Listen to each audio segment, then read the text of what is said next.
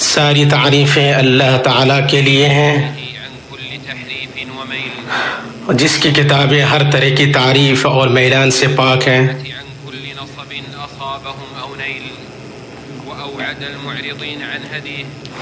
اور اس اللہ تعالیٰ نے اعراض کرنے والوں کو وعید سنائی ہے،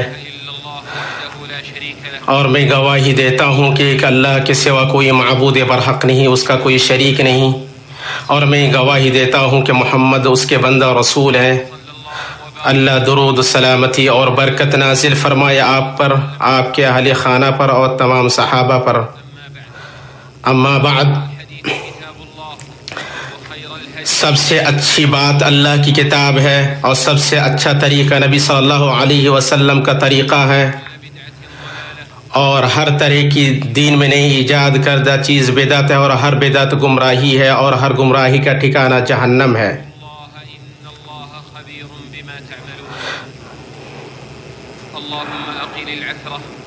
اے اللہ تو لغزش کو معاف کر دے،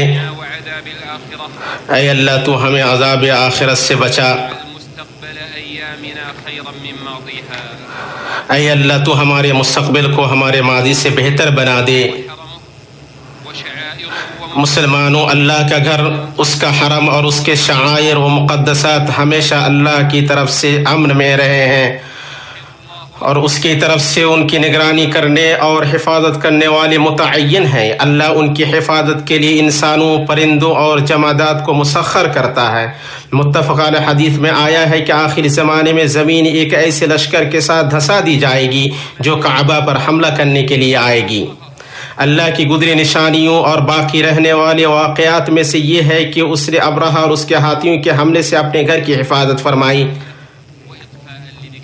اور اللہ نے ہاتھی کا ذکر باقی رکھا اور ہاتھی والے کو اس کی بے وقاتی کے سبب اور اس کا ذکر مٹانے کے لیے نظر انداز کر دیا۔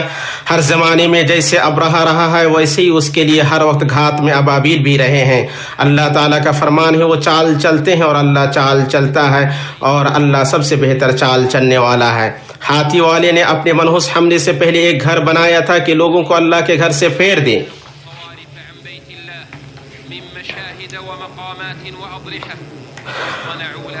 اور اسی طرح کچھ لوگ مزارات اور مقامات بنائے تاکہ اللہ کے گھر سے پھیر دیں۔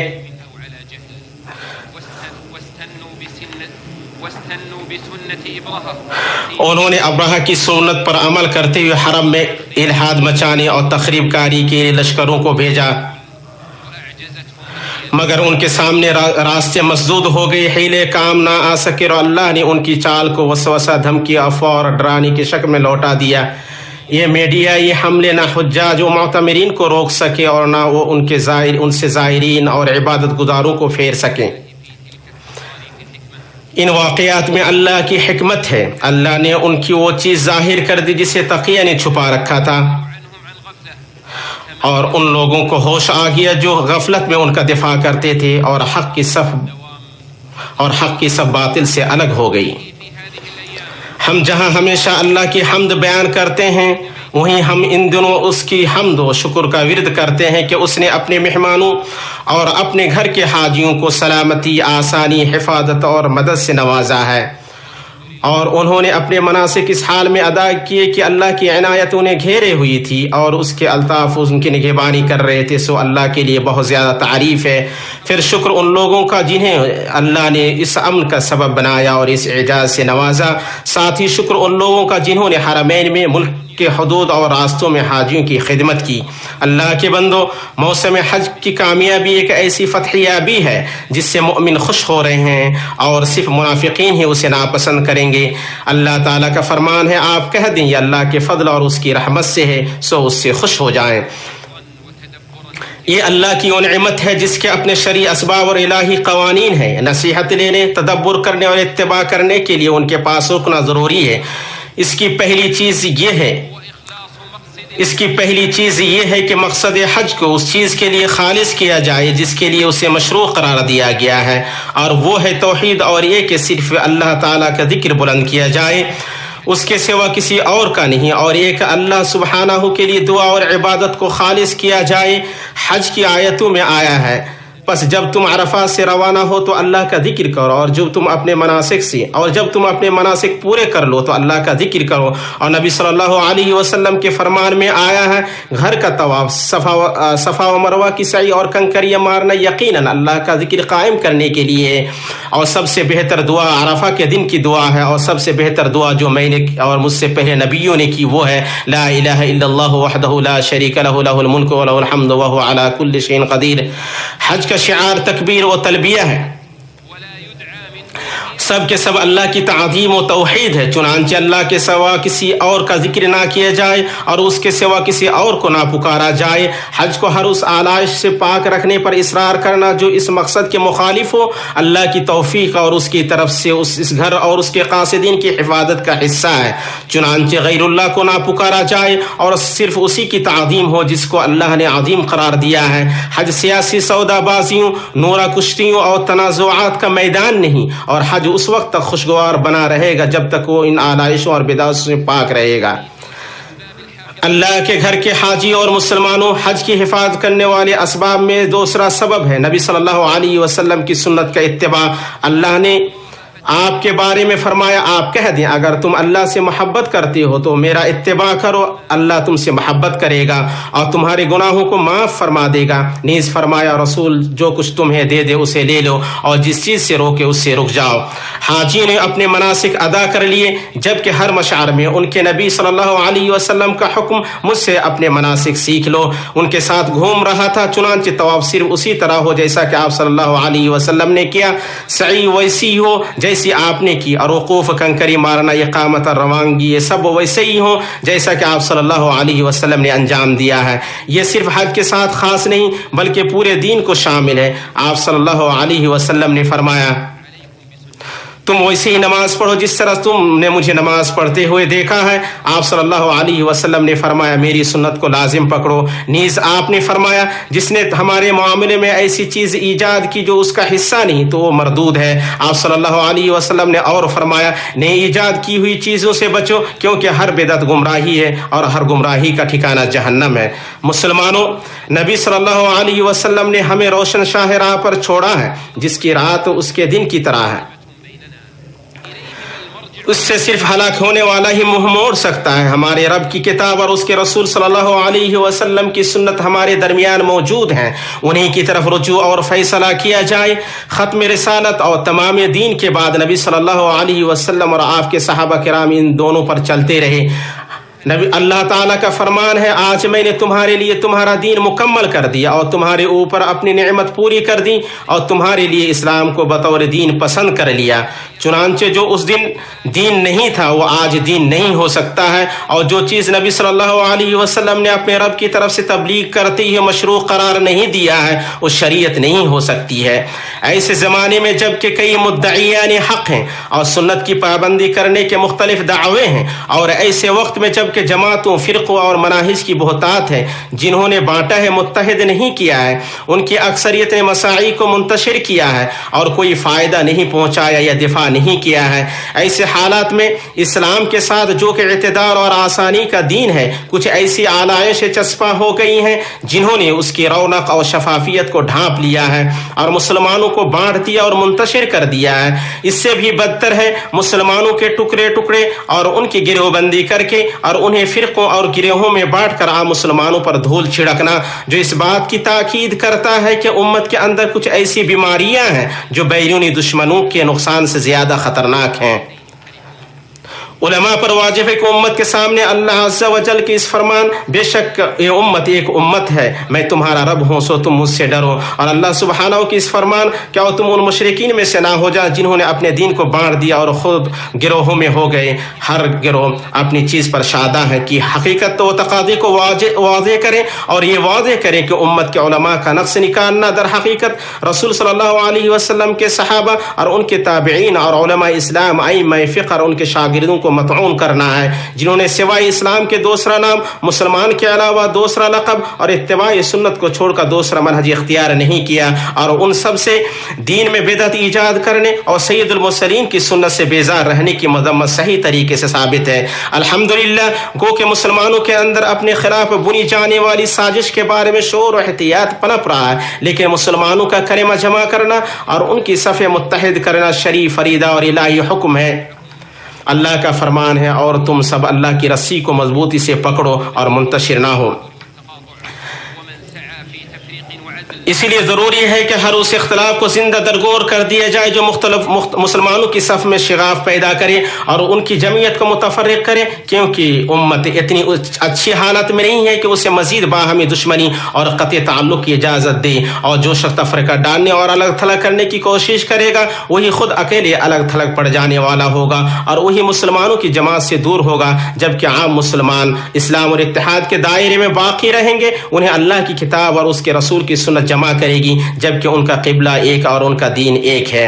اس حج کے موسم میں اللہ کے فضل سے اجتماعیت، ہم آہنگی اور اتحاد کا مظہر جلوہ گر ہوا ہے، اور وہ کامیابی کے اسباب میں سے تیسرا سبب ہے۔ حج کا اجتماع روئے زمین پر سب سے عظیم کانفرنس ہے، جس میں بلا تفریق اسلام کے شعائر کے تحت اور رحمان کی خوشنودی کے طلب میں مسلمانوں کو سمیٹنے کی اہل سنت والجماعت کی وسعت افق ظاہر ہوتی ہے۔ سارے لوگ اپنے لباس، حیت اور قصد میں یکساں ہیں۔ تقویٰ کے سوا کسی چیز میں کسی کو کسی پر کوئی برتری نہیں ہے۔ ہر طرح کی تعریف اللہ کے لیے ہے کہ اس نے حج کو بےہودگی، جدال، اختلاف اور تفریقہ سے پاک رکھا، اور امت پر واجب ہے کہ اس موقف کو یاد رکھے اور جان لے کہ جس چیلنج کا امت کو سامنا ہے وہ اس بات سے بڑا ہے کہ تفصیلات میں غرق ہوا جائے۔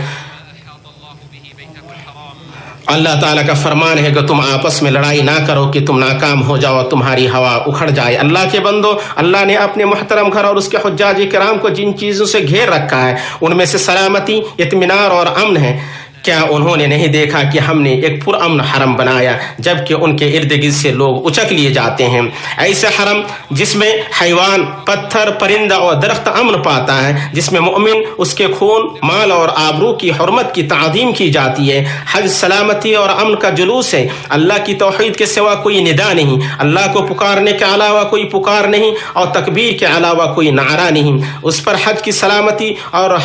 حجاج کی دیکھ ریکھ کے ذمہ داروں کی سچائی اور تمام مسلمانوں کے لیے، چاہے ان کی نسلیں اور زبانیں جو بھی ہوں، محبت کا سایہ چھایا رہا۔ یہ حج تمام عالم کے لیے پیغام ہے کہ یہ دین اور اس کے شعائر رحمت، عدل اور سلامتی اور امن ہے، اور یہ کہ اسلام اور مسلمان تشدد، دہشت گردی برطرف کرنے اور دشمنی مول لینے سے بری ہیں۔ یہ ان سیکورٹی اہلکاروں کے لیے شکر و تعظیم کا مقام ہے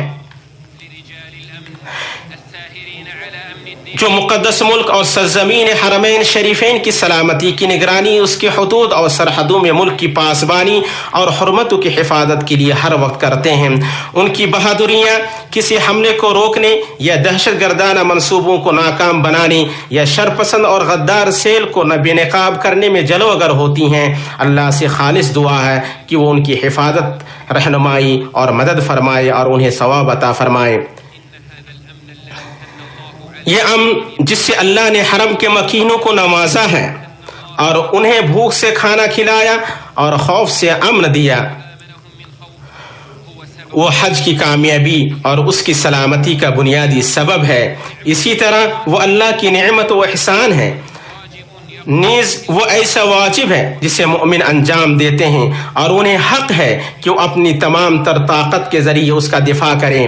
کیونکہ کوئی بھی دھمکی جو اس امن کو نشانہ بنائے وہ ہر مسلمان کے لیے اس کے دین کے رمز اور اس کی نماز کے قبلہ کے تئیں دھمکی ہے۔ حج اور اللہ کے شعائر، توحید اور سنت نبی صلی اللہ علیہ وسلم کی موافقت کا شعار، وحدت، سلامتی، رحمت اور امن کی علامت، اور اللہ رب العالمین کے لیے خالص عبادت بنے رہیں گے۔ اللہ تعالیٰ کا فرمان ہے،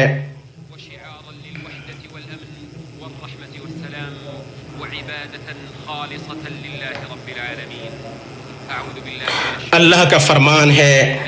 پھر جب تم حج کے تمام ارکان پورے کر چکو تو اللہ کو یاد کرو جس طرح اپنے باپ دادا کو یاد کیا کرتے تھے، بلکہ اس سے بھی زیادہ۔ اور بعض لوگ ایسے ہیں جو کہتے ہیں کہ اے ہمارے رب، تو ہم کو تو ہم کو دنیا ہی میں بھلائی عنایت کر، ایسے لوگوں کا آخرت میں کوئی حصہ نہیں۔ اور بعد ایسے ہیں کہ دعا کرتے ہیں کہ اے ہمارے پروردگار ہم کو دنیا میں بھی بھلائی عطا فرما اور آخرت میں بھی بھلائی عطا فرما اور دوزخ کے عذاب سے ہمیں بچا لے۔ یہی لوگ ہیں جن کے لیے ان کے کاموں کا حصہ ہے اور اللہ جلد حساب لینے والا ہے۔ ساری نعمتیں اللہ کے لیے ہیں، جس کی نعمت سے نیک اعمال پورے ہوتے ہیں، اسی کے لیے زمین و آسمانوں کے برابر حمد ہے۔ اے اللہ تیرے لیے ہر طرح کی تعریف ہے کہ تو نے حج کے پورا اور مکمل ہونے کو آسان کیا اور نعمت، توفیق اور ہدایت سے بھرپور نوازا، اور میں گواہی دیتا ہوں کہ ایک اللہ کے سوا کوئی معبود برحق نہیں، اس کا کوئی شریک نہیں، اور میں گواہی دیتا ہوں کہ محمد اس کے بندہ اور رسول ہیں۔ اللہ درود، سلامتی اور برکت نازل فرمائے آپ پر، آپ کے اہل خانہ و صحابہ پر۔ اما بعد، ای مسلمانوں، حاجی جب اپنا ملک واپس ہونا چاہے تو اس پر واجب ہے کہ اس گھر کا طواف وداع کرے اور اسے اس کے لیے سعی اور سر منڈوانے کی ضرورت نہیں ہے۔ اسی طرح مومن عمر کے آخری حصہ اور زندگی کے اختتام میں قرب رخصت کو ذہن میں حاضر رکھے اور اس بات کو کہ یہ دنیا ہمیشہ رہنے والی نہیں ہے، وہ آزمائش اور عمل کا گھر ہے اور کسی بھی لمحے موت آپ کو آ دبوچ سکتی ہے۔ وہ فضیلت والی یہ دن ختم ہو چکے ہیں، لیکن مومن کی پوری عمر خیر ہے، وہ نیکیوں کا کھیت اور طاعتوں کے اگنے کی جگہ ہے۔ عمر مومن کے اندر خیر ہی کا اضافہ کرتی ہے اور اللہ کی عبادت زمان و مکان کی حدود سے بالاتر ہے۔ عمل کرنے والے کا اللہ کے لیے اخلاص اور رسول اللہ صلی اللہ علیہ وسلم کی اس کی مطابقت ہی قبولیت کا معیار ہے، اور اللہ کا فضل بہت وسیع ہے۔ نیکی کی قبولیت کی علامت میں سے یہ ہے کہ اس کے بعد نیکی ہو، اور حج مبرور کی علامت یہ ہے کہ آپ پہلے کی بنسبت زیادہ بہتر ہو کر واپس لوٹیں۔ جس کا صحیفہ عمل مغفرت سے پاک ہو گیا ہو، وہ گناہوں کی گندگی کی طرف لوٹنے سے باز رہے، کیونکہ زخم سے زیادہ سخت عہد شکنی ہے، اسے بھلائی زیادہ سے زیادہ کرنی چاہیے، یقیناً یہ قبولیت کی علامت میں سے ہے۔ پھر پاکیزہ درود اور دائم السلام نازل ہو آپ کی اللہ کی معزز ترین مخلوق محمد رسول اللہ پر، آپ کے نیک و پاک باز اہل خانہ اور روشن صحابہ کرام پر۔ اے اللہ تو ہدایت یافتہ ائمہ اور پسندہ خلفاء ابو بکر، عمر، عثمان اور علی اور تیرے نبی کے تمام صحابہ سے راضی ہو جا، اور ان لوگوں سے راضی ہو جا جو ان کے نہج پر چلیں اور ان کی سنت کا اتباع کریں۔ اے رب العالمین، اے اللہ تو اسلام اور مسلمانوں کو غلبہ عطا فرما اور سرکشوں، ملحدوں اور مفسدوں کو رسوا کر۔ اے اللہ تو اپنے دین، اپنی کتاب اور اپنے نبی کی سنت اور اپنے مومن بندوں کی مدد فرما۔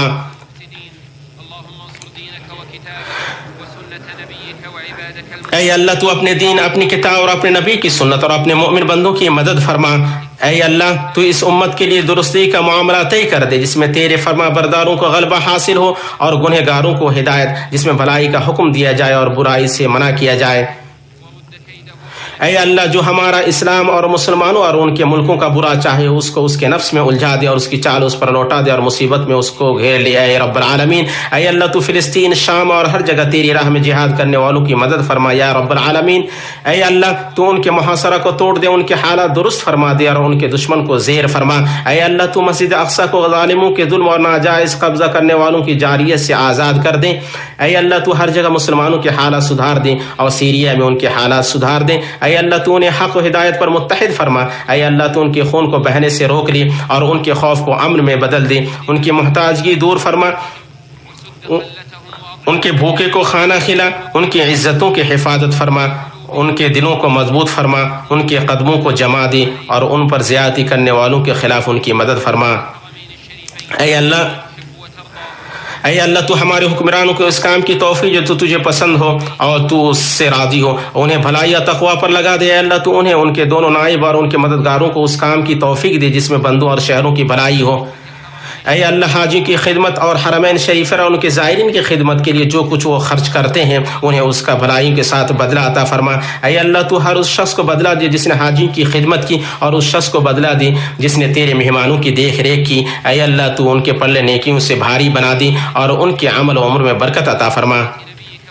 اے اللہ مسلمانوں کے حکمرانوں کو اپنی شریعت کو فیصل بنانے اور اپنے نبی محمد صلی اللہ علیہ وسلم کی سنت کی پیروی کرنے کی توفیق دی اور انہیں اپنے مومن بندوں کے لیے رحمت بنا۔ اے اللہ تو ہمارے ملک اور مسلمانوں کے ملک میں سلامتی اور خوشحالی عام کر دے، برے لوگوں کے شر و فاجروں کی چال سے ہمیں بچا لے۔ اے ہمارے رب ہمیں دنیا میں بھلائی اور آخرت میں بھلائی عطا فرما اور ہمیں آگ کے عذاب سے بچا لے۔ اے ہمارے رب تو ہمارے لیے ہمارے گناہوں کو بخش دے اور ہم اپنے معاملے میں ہماری جو زیادتی ہے اسے بخش دے، ہمارے قدم کو ثابت رکھ اور کافر قوموں پر ہماری مدد فرما۔ اے اللہ تو ہمارے گناہوں کو بخش دے، ہمارے عیبوں کی ستر پوشی فرما۔ اے ہمارے معاملات کو آسان کر دے اور جو چیز تجھے خوش کرے اس میں تو ہمیں ہماری امیدوں تک پہنچا دے۔